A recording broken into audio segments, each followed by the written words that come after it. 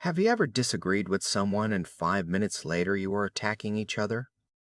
The topic was small, but suddenly it felt very personal. In this episode, we talk about how to disagree without attacking. Here's the key idea: attack the problem, not the person. Disagreeing is healthy. Two people will never think the same about everything. But when I see it differently becomes, what is wrong with you? The conversation is lost. The goal is not to win. The goal is to solve the problem together. And this helps everywhere, at work, at home, and in everyday life. Let's look at two examples, one at work and one at home. In each one, we'll see the disagreement done wrong and then done right. Let's start at work. Meet Clara and Ryan, two colleagues planning a product launch. Clara wants to launch on Friday. Ryan is not so sure. They disagree, and that is completely normal. The question is how they disagree. Let's watch the wrong way first. We should launch on Friday. It's ready.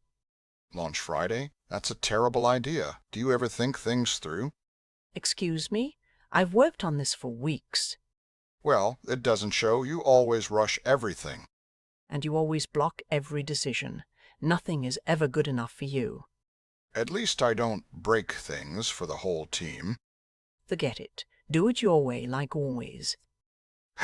This is impossible. So let's stop and see what happened there. But they really do disagree. That's allowed, isn't it? Of course, disagreeing is healthy. The problem is what they attacked. Right. They stopped talking about Friday almost immediately. Exactly. Do you ever think things through? That's an attack on the person. And you always rush. You always block. Those big words again. Yes, always and never turn one decision into a trial of character. So nobody actually discussed the real question, the launch date. Correct. They were trying to win, not to solve the problem. And when you win like that, the team still loses. Now let's see the same disagreement, done the right way. I think we should launch on Friday. I feel it's ready. I can see you're confident in it, and I respect that. But you're not so sure. Honestly, I'm worried we haven't tested enough. I'd hate to launch with bugs. That's a fair point. What would make you comfortable? Maybe 2 more days of testing. Could we launch on Monday instead? I can live with that.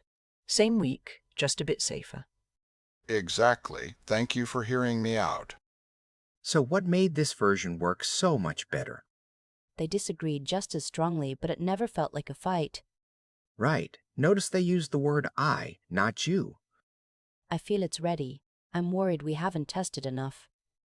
Exactly. They described their own view instead of attacking the other person. And Ryan said I respect that before he disagreed. That's the key move. Show you heard them, then add your side. So the whole time they stayed on the real problem, the launch date. And because of that, they found a solution that worked for both. Now let's go home. Meet Emma and Leo, a couple planning their summer. Emma wants to book a trip. Leo wants to be careful with money. Same disagreement, two very different ways to handle it. Let's watch the wrong way first. I really want to book the trip this summer. Of course you do. You only ever think about spending money. That's not fair, and you're so cheap it's exhausting. I'm not cheap. I'm responsible. One of us has to be. So now I'm the irresponsible one. Thanks a lot. You said it, not me. Why do I even bother talking to you? So let's see what went wrong at home. Money is a hard topic. It's normal to disagree about it. It is, but listen to the very first reply.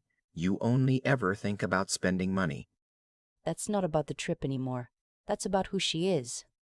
Exactly. And she answered with, "You're so cheap." Another personal attack.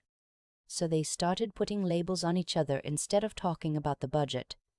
Yes, responsible versus irresponsible became the real fight. And nobody said what they actually felt or needed. Right. When we attack the person, the problem never gets solved. They both lost, and the trip wasn't even discussed. Now let's watch the same disagreement the better way. I'd really love to book a trip this summer. I think we both need a break. I'd love a break too. I'm just a bit worried about the money right now. Okay, tell me what's worrying you. We have the car repair coming up, and I don't want to feel stretched.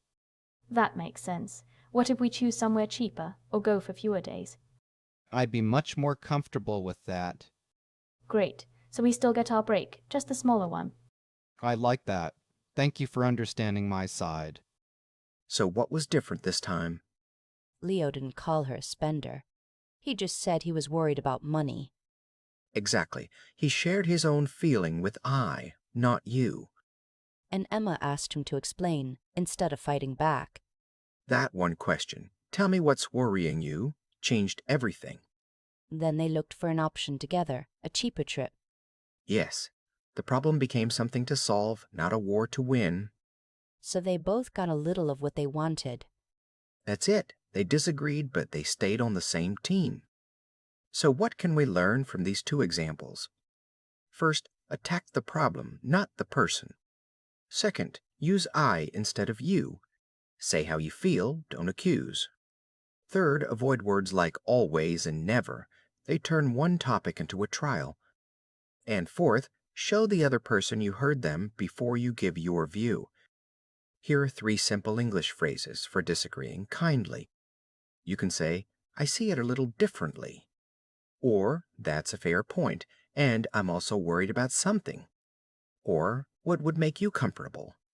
Try them this week, at work, at home, or with friends. Remember, the goal is not to win the argument, it's to stay on the same team. Thanks for watching. If this helped you, follow for the next episode.